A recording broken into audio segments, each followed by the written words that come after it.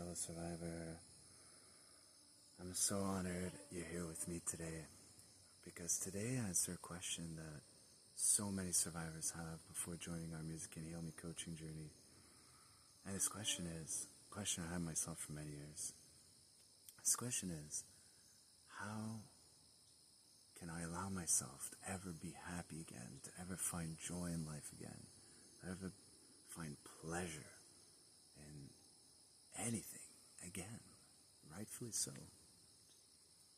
And the way I answered this question for myself first was by realizing a cold hard truth. Cold hard truth is, it's a lot easier to envision happiness for the person you've never been than it is to envision happiness for the person that you've grown accustomed to expect sadness from. And that hits pretty hard when we realize that. But we only realize it through applying this insight. So see, for the first few years of my healing journey, I was constantly imagining myself, my future self, years from now self, as being sad, depressed, not finding pleasure in anything or joy or anything. Like that was impossible for me ever again, right? I had been happy once, but those days are over. Then I realized, well, if I keep doing that, maybe it's going to lead to that future that I don't want.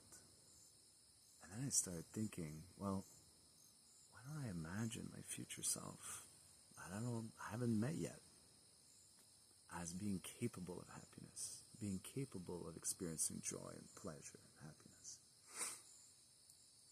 And the funny thing is, it's weird, but scientific fact though, when we imagine something with our eyes closed, our brain doesn't make the difference between what's real and what's imagined.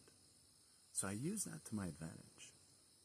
And every single day I started imagining my future self as being capable of being happy, feeling joy, feeling pleasure, right?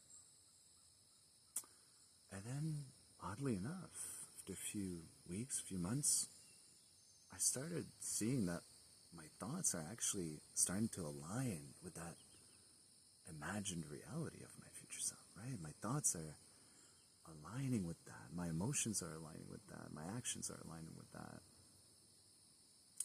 So I kept doing it, right? And I did that. I still do it to this day. I always imagine my future self. I'm a lot happier now than I was 10 years ago when I became a survivor, right?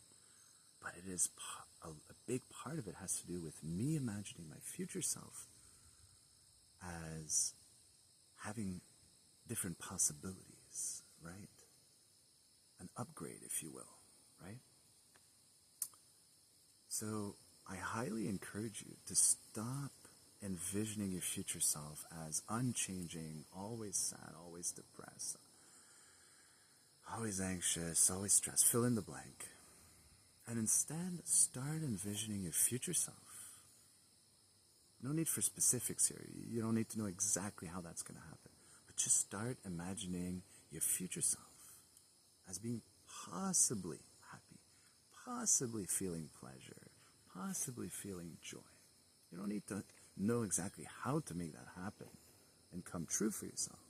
Like I said, if you just close your eyes, the brain doesn't make the difference between what's real and imagined. So use that to your advantage.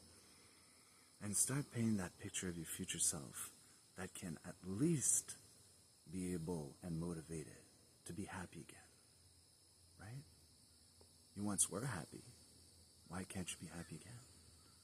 Right? So use that to your advantage. Because really anything's possible, especially when we use our imagination. It's very powerful. And then you'll see, wow, my thoughts and my emotions and my actions, what John was saying is not ridiculous. It's actually coming true. They're starting to align with my new vision of my future self that is capable of happiness. Trust me, you're capable of happiness again. If I was capable to find it again, so are you. So don't delay, start today. My dear fellow survivor, I say this with all my heart. Please take good care of yourself and may be filled with music and heal.